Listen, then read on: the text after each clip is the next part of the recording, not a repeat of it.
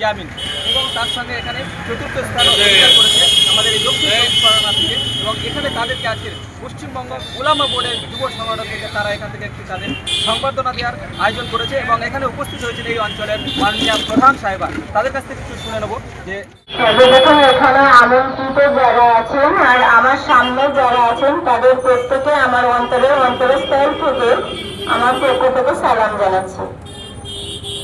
যেটা আমার বলার, আজকে যে ওয়েস্ট বেঙ্গলের মধ্যে ফার্স্ট হয়েছে সেটা আমার সব থেকে গর্বের বিষয়, যেটা আমার কাঁঠালবাড়ি অঞ্চলের মধ্যে রয়েছে।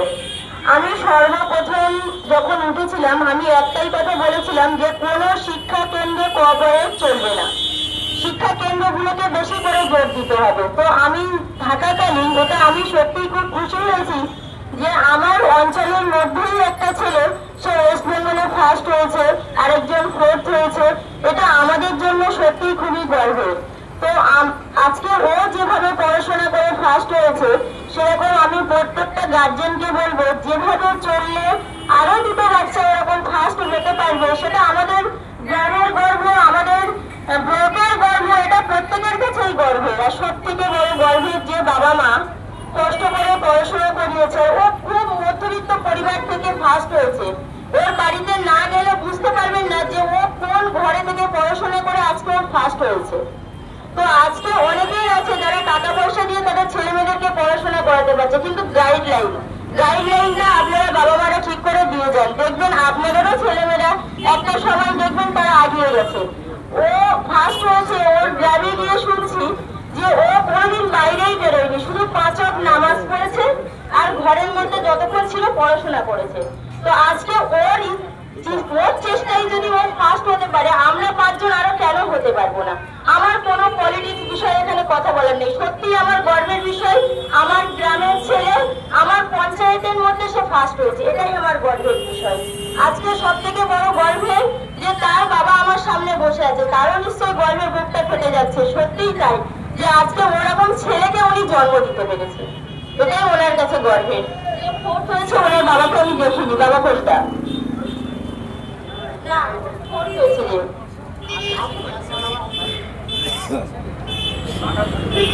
আচ্ছা ঠিক আছে, ওনার জন্য আমার আন্তরিকতা থেকে গেল, দেখা হলো না।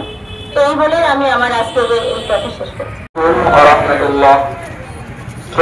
সম্মানিত আমার সামনে উপস্থিত মাননীয়া প্রধান সাহেবা ও ওলামা বোর্ডের সমস্ত নেতৃত্ববৃন্দ ও এলাকার নেতৃত্ববৃন্দকে সম্মান জানিয়ে আমি কয়েকটি কথা বলছি।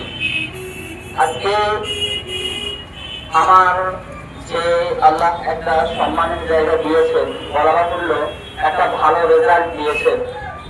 তো যে মাদ্রাসার বদৌলতে এই জায়গায় আল্লাহ এনেছেন, বা সেই মাদ্রাসার শিক্ষকদের বদৌলতে আল্লাহ আমাকে এই জায়গায় এনেছেন। সর্বোপরি খেলিয়া সিদ্দিকিয়া সিনিয়র মাদ্রাসাকে একটা কালিমা লিপ্ত করা হয়। যে মাদ্রাসায় পড়া হয় না, মাদ্রাসায় ছেলেরা যায়, কাল রাত ফিরে আবার বাড়িতে ফিরে আসে। খেলিয়া সিদ্দিকিয়া সিনিয়র মাদ্রাসায় যদি পড়াশোনা নাই হয়ে থাকতো তাহলে 2023 সাল, 2024 সাল, আবার 2025 সাল কিভাবে রাজ্যের মধ্যে স্ট্যান্ড হয় একবার ভাবুন। তবু মাদ্রাসার আশেপাশের লোকজন সকলের কাছে অনুরোধ করব, আপনারা খেলিয়া সিদ্দিকিয়া সিনিয়র মাদ্রাসাকে যে হারে কালিমালিপ্ত করছেন সেদিকে খেয়াল রাখবেন। অন্তত এই মাদ্রাসাটার দিকে নজর দেবেন, মাদ্রাসার ছাত্রছাত্রীদের দিকে নজর দেবেন, বিশেষত নিজেদের সন্তানদের দিকে নজর দেবেন। মাদ্রাসার শিক্ষক শিক্ষিকারা যথেষ্ট সহযোগিতা করেন সন্তানদেরকে পড়িয়ে নেওয়ার জন্য, সুতরাং আপনারা একটু ধ্যান দেবেন, তাহলে ইনশাআল্লাহ যথাযথ জায়গায় পৌঁছে যাবে। আর বিশেষত আজকে এই র্যাঙ্কটা কিংবা রাজ্যের মধ্যে প্রথমে আসাটা বড় কোনো সাফল্য নয়। মূল সাফল্য সেদিনই হবে যেদিন আল্লাহ আমাকে কোনো বড় জায়গায় নিয়ে যাবেন, কিংবা আমি একজন মানুষ হতে পারবো। সর্বোপরি একটা ডাক্তার হোক, মাস্টার হোক, কিংবা যে কোনো বড় ডিগ্রি উপাধি ধারণ করুক না কেন, যদি সে ব্যক্তি প্রকৃত মানুষই না হতে পারে তাহলে তার ওই শিক্ষার কোনো দাম নেই। আজকে আমি 1 A পড়ত হলেও যদি আমাদের ভিতরে মানুষত্ব বোধ না থাকে, মানুষকে কিভাবে ট্রিট করতে হবে সেই জ্ঞান না থাকে, বড়দের কিভাবে সম্মান করতে হবে, মর্যাদার জায়গায় দিতে হবে, কিভাবে একজন মানুষ হতে হবে সেই বুঝ আমাদেরকে না থাকে, তাহলে কিন্তু আমরা সঠিক জায়গায় পৌঁছাতে পারবো না। বড় জায়গায় পৌঁছাতে হলে আগে একজন ভালো মানুষ হতে হয়। ওই জন্য আমার সর্বোচ্চ একটা ইচ্ছা হলো একজন ভালো মানুষ হব। এরপর যদি কোয়ালিফিকেশনের দিক দিয়ে বলা হয় তাহলে আমার নিয়ত আছে ইনশাআল্লাহ নেট সেট ক্লিয়ার করে প্রফেসর হওয়ার। আল্লাহ রাব্বুল আলামিন আমাকে সেই জায়গায় নিয়ে যাক আর সেই জায়গায় যাওয়ার তৌফিক দান করুন। সকলে আমার জন্য দোয়া করবেন। আর বিশেষত আজকে এই জায়গা থেকে একটা বার্তা দিতে চাই আমি সমস্ত ছাত্রছাত্রীদের গার্ডিয়ানদের উদ্দেশ্যে আমি বলবো যে আপনারা মাদ্রাসাগুলোকে একটু বদনাম দেওয়া থেকে আপনারা নিজেদের সন্তানদের দিকে একটু খেয়াল রাখেন যে সন্তানরা কি করছে। এমনটা নয় যে মাদ্রাসায় পড়াশোনা হচ্ছে না, মাদ্রাসায় যথেষ্ট পড়াশোনা হচ্ছে। আর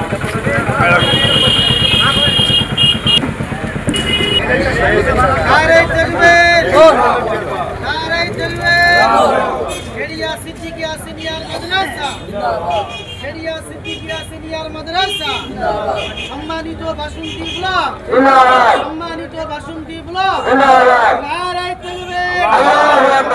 কাটালবেড়িয়া অঞ্চল,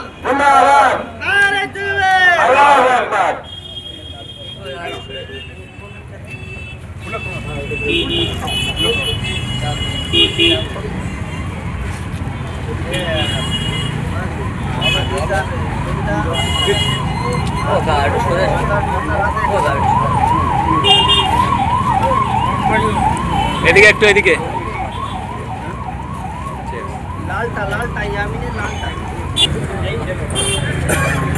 ছাত্রের জন্য আমরা এনেছিলাম একটা করে হাদিস কিতাব এবং পেন ব্যাস উত্তরীয় নিয়ামিত দেওয়া হচ্ছে ওমরে ফারুক রাদিয়াল্লাহু তাআলা আনহু রাহমাতুল্লাহ আলাইহির জীবনী এবং আমাদের 4 নম্বর যে ছেলেটা আছে ওনাকে দেওয়া হবে, আলী কারিমুল্লাহ আজু আনার কিতাব দেওয়া হবে এবং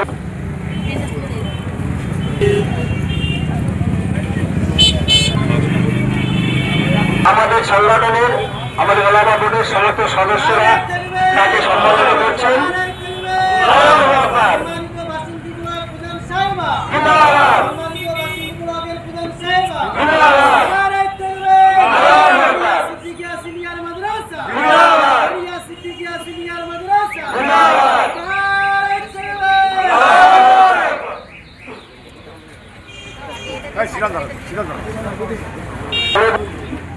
তৃতীয় অর্জন করেছেন আপনারা সবাই জানেন, সর্বপ্রথম ফার্স্ট অর্জন করেছেন।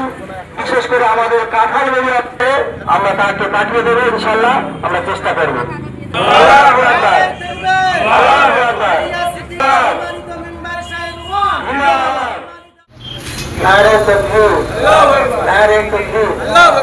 এবং আমাদের হাজির এত মিষ্টি খাওয়াচ্ছে হাফেজ মাওলানা নুরুল্লাহ সাহেব, আলহামদুলিল্লাহ। নারে তাকবীর।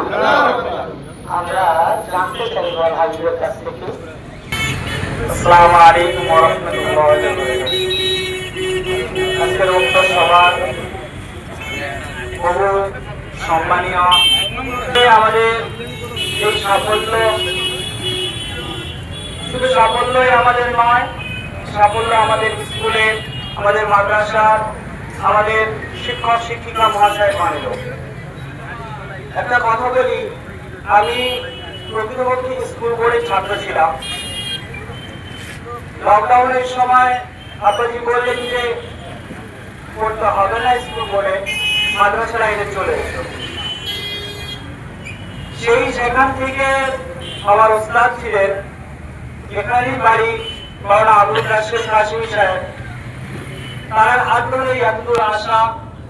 কিন্তু দুর্ভাগ্যবশত আল্লাহ তারাকে তুলে নিয়েছেন 8 জানুয়ারি। সর্বপ্রথম বলি তার জন্য দোয়া করবেন, আল্লাহ যেন তাকে উচ্চ মাকাম দান করেন। তারপরে বলি যে আমার ইয়ামিনের একই পরিস্থিতি, যে আমাদের গৃহশিক্ষক বলতে কেউ ছিল না। আমাদের যতটুকু যা কিছু সাহায্য, যা কিছু সবকিছু আমাদের স্কুল শিক্ষক শিক্ষিকা মহাশয় মানের কাছ থেকে পেয়েছি আমরা। এখানে অনেক কিছু শুনেছি, পড়েছি। আমাদের গেরিয়া সিদ্দিকিয়া সিনিয়র মাদ্রাসাকে অনেকে অনেক কিছু বলে, গ্রামের মানুষ অনেক কিছু বলে।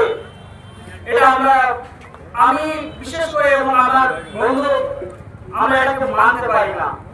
কারণ যেখান থেকে 2023, 24, 25 পরপর 3 বছর আল্লাহ রহমতে স্নান করে আসছে, সেখানে শিক্ষক শিক্ষিকাদের কোনোদিন কমতি থাকতে পারে না। তাহলে পরিশ্রম, তাহলে অনুপ্রেরণা রহমতুল্লাহ আলাইহি জমিয়তুল উলামা বাংলা আসামের শাখা সংগঠন। আমরা এই উলামা বোর্ডে আমি বর্তমানে বিশেষ করে এই ব্লকে যারা দায়িত্বে আছে তাদের বলবো, তারা এই সম্মাননা জানাবার জন্য তারা যা যা জিনিস এনেছেন তারা অন্তত সেগুলোকে ওদের হাতে তুলে দিন। আমাদের সমস্ত সদস্যরা রয়েছেন, অনেক কটা সমাধান আমরা এনেছি, আমাদের সংগঠনের কার্যকরী সদস্যরা আছে, তারা ওনাকে দেবেন।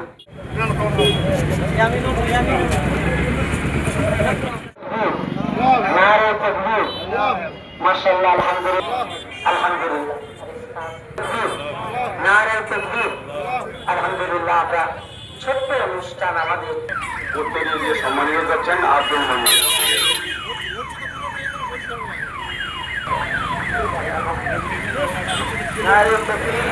আমাদের এলাকার সর্বজন সকলের প্রিয় আমার ভাই সাইফুল্লাহ ভাই এবং আমার ভাবি মামা, এবং বিশেষ করে আমাদের মাঝে বসে রয়েছেন আমাদের আল্লুর জামে মসজিদের মাতরানুল সাহেব। আমরা বাসন্তী ব্লক ওলামা বোর্ড যুব কমিটির পক্ষ থেকে আমরা তাদেরকে সম্মান জানাবো। এখন আমরা প্রধান সাহেবকে আমরা প্রথমেই ব্যাস বেরিয়ে আমরা সম্মানিত করব।